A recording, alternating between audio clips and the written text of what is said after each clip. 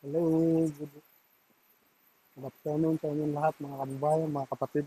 Ah, so, nandito ako ngayon kay, anong pangalan natin? Mika po. Nika Pinido. Noble po. Kay Nika, Nobyo, ano? Nobyo? Noble po. Nobyo. Ayan. Si Nika ay nakatira dito sa Bangkal. Ayan. Ah, ito po ang kanyang tirahan. So, mga kapatid, mga kababayan, si Nika po ay mayroon ng dalawang anak. At yan po ang kanyang anak na tutulog sa may higaan. Yan po mga kakabayan. Yung baby mo, ilang taon na ba? Isang taon na? Ilang 1 buwan? month pa lang po. 1 month pa lang ang kanya. Bagong panganak ka lang pala. Ano. Ah, So, mag-ingat po tayo sa ano ha. Baka pwede pa tayong mabinat. po. 1 month ano? Po. Tapos, pero nakakapaglaba ka na, hindi naman. Yan, Mr. mo lang. Po. Mister ka lang. Oo, kasi bawal pa hanggang mga ganyan ano, isang buwan lang ang bag, nakakapanganak pa lang pa. So, nandun ngayon yung baby mo sa kabila, sa nanay mo ba? Po. Ayun, sa nanay na daw, dinala mo ng baby mo. Ayan po. Mga kapatid, mga kabayan, ito po ang kanyang tinitirahan ni Lisa. Ayan, ayan po. Mapapansin nyo doon po sa taas. Medyo, paano mi kapag malakas yung ulan o hangin, nababasa ba kayo dyan? Hindi po. Hindi naman. Maliban lang kung bagyo, ano. Mga ilang buwan na kayo dito nakatira? Ano na po? 3 years na po. Tagal na po, ano. Ayan. 3 years na pala nakatira sila sa bahay na ito. So, si Mika, medyo matagal na palang nakatira dito sa bahay na ito. Ayan. Yan ang kanilang mga gamit. Wala kayong gamit pa, ano, Mika? Po. Oo. Medyo mga pinaglumaan. Isilip lang ako dito sa may bandang loob lang, ha. Huwag na po dyan. Oh, yan. Huwag mo Ano tayo po lang, dyan ayan. eh. Ayan. Okay lang po. Dito na lang po. Ayan. Kaya po. Oh, yan. Saka dyan sa may ano. Yan ang CR nyo, ano. Ito. Po. Yan. Papansin nyo guys, ang kanilang CR. So talagang ano lang talaga. Ah, hindi pa masyado maayos ang bahay na ito, Po. ano. Inupahan lang po. Ayaw po Ma- kasi ay ma- pagawa. marami pang pwedeng ayusin na. Po. Ano? Yan. Kung mapapansin nyo guys, yung tulugan nila, ayan, oh, meron na napakaliit na tolda. Kung sakasakaling ngayon, paano pag may tuwan siya, pag tumutulog, malakas ang ulan, tutulo siya eh. Wala naman po. Okay lang. Ganyan lang naman. Ayun. Kaya sinuportahan na lang ng maliit na tolda. Yan po yung anak niya natutulog sa baba. Yan po. So ang kanilang flooring ay lupa pa ito. Guys, yan ang papansin mo. Yan. Hanggang doon sa may pasukan. Yan. So, di ba kayo nahihirapan dito, Mika, pagka ganitong tinitirahan niyo? Hindi naman. Ah, parang nasanay na, no? Po. Parang ganon. Ito yung lutuan niyo dito. Po. Ganyan. Dito sila nagluluto. Yan po. May kalan sila, lagayan ng pinggan. Yan po. So, medyo marami pa talagang kulang mga kababayan, mga kaibigan. Yan po, mapapansin niyo. At yung kanilang pahingahan, ito pong upuan na ito. Yan po. Yan. Ito yung mga patungan ng gamit. Yan po. So ako'y nagpapasalamat naman kay Mika na ah, pinagbigyan niya ako kahit na ganito ang makikita ko sa kanya. Eh, okay lang daw. Yan po mga kaibigan. So, tatanungin ko lang si Mika. Kumusta ka naman, Mika, sa pag-aasawa mo? Okay naman po. Ah, Hindi ka po kasi. okay Okay lang po. naman po. Ah, hindi ka naman nagsisisi sa naging takbo ng buhay mo. Okay lang ba? Okay lang naman. Okay daw lang siya. Medyo tinanggap na niya kasi yun na yun talaga daw eh. Mhm. Pero nag-aaral ka dati, di ba? Apo. Anong year ka ba umabot? 6 lang po. Ah, senior high, ganon? Grade 6 lang po. Grade 6. Apo. Oo, hindi na siya nag-high school. Ayan po. Talagang ganun lang ang buhay. Pagka nakapag-asawa agad, maaaring hindi na matuloy yung kanyang pag-aaral. Ayan. Mga magiging kuan niya, buhay. Talagang kung ano naman mayroon, talagang ganun na lang. Pero wala ka bang pangarap, Mika, na mag-aral pa ulit? Meron po. Mayroon pa kasi 23 ka lang, di ba? 23? Apo. 23 years old pa lang si Mika. Mayroon pang dahilan para mag-aral siya. Anong, sakasakali kung mag-aaral pa, anong course ang kukunin mo dapat? Ano po? HRM po. HRM, Hotel Management yun, di ba? Apo. Yun. Hotel Management, HRM. Yan mga kapatid, mga kaibigan. Gusto sana pa mag-aral ni Mika kung sakasakali lang.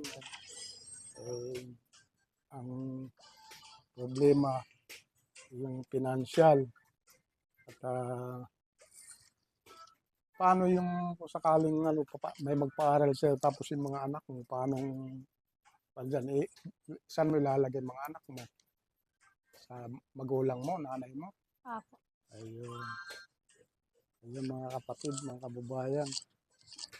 Kung meron daw mga kababayan tayo na magandang kalooban na pwedeng makapagbigay ng kinabukasan kay Mika, pwede naman daw siya mag-aral kung meron lang sana magtutulong sa kanya na para sa kanyang pangangailangan. So yun po. Sa asawa naman, may wala namang problema kung sakali mag-aral, papayag naman yun. Apo. Ayun, papayag naman yun na kahit mag-aaral siya. Wala namang kuan yun. Hindi man saklaw yun sa bilang may asawa. Yan. So, yung anak niya, pwede daw niya iiwan pagka papasok siya sa school doon sa mama niya. Yun. Para pag-uwi naman siya, pwede niyang maalagaan din. So, mga kapatid, ito ang nagiging kuan sa kanya na pamumuhay. Sa pagdating sa financial, Mika, di ba di naman nahihirapan sa o kulang ang Hindi naman po. Ayun, Sakto lang. sumasapat naman din daw. Apo. Yun nga lang yung sa pag-aaral lang niya.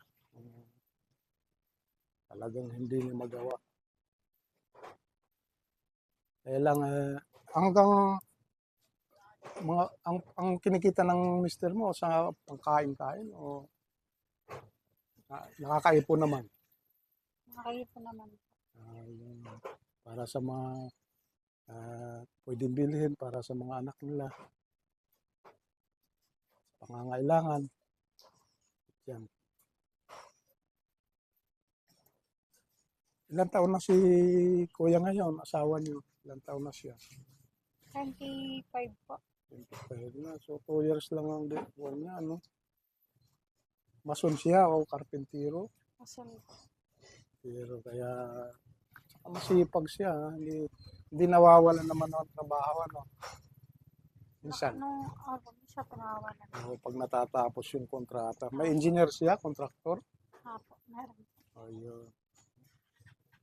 Mabuti naman kasi siyempre ang trabaho niya nakasalalay lang doon sa kontraktor kaya sa project engineer.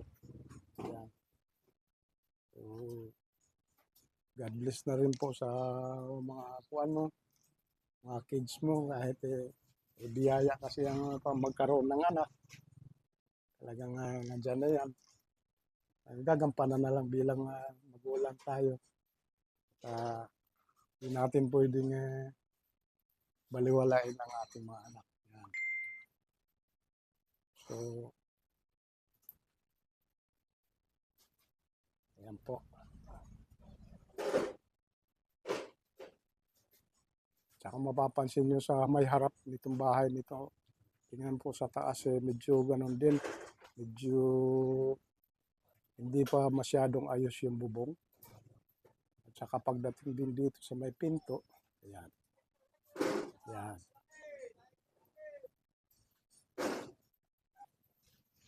So medyo talagang marami pang ire-repair itong bahay na ito.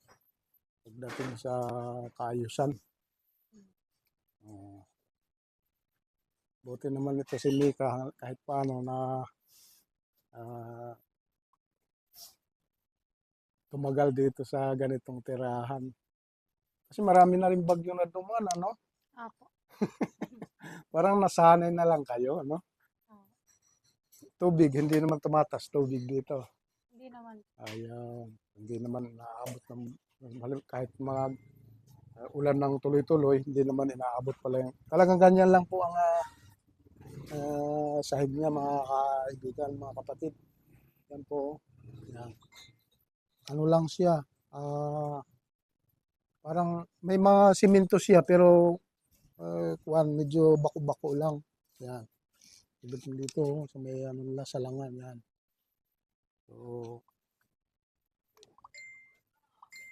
mga babayan, mga kapatid, anong kasakali kung may hihilingin ka sana, Mika? Anong hihilingin? Nais mo sana?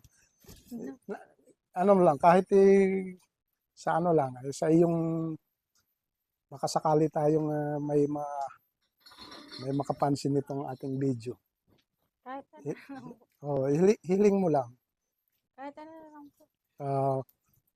Kung sakali daw may magmagandang loob na ating mga kababayan, nahihiya siya masyadong, hindi daw siya masyadong harap sa camera. Yan, si Mika. Oh. Yan.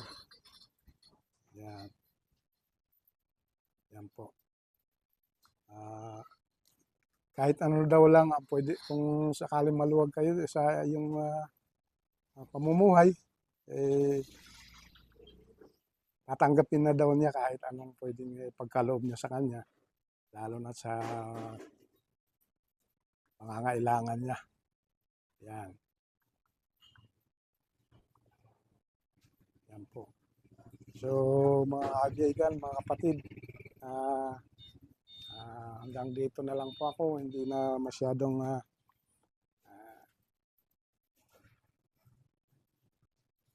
maghahaba itong video na ito. Yan po.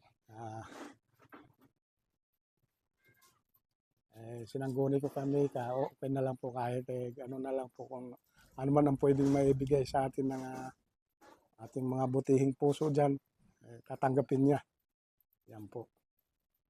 Maraming salamat po at sa mga kapatid nating OFW dyan. Mag-ingat po tayo palagi at sana nasa mabuti kayong kalagayan at ligtas na rin sa anumang mga karamdaman. At God bless po. Mabuhay po kayo and see you next letters, guys. Okay. Thank you.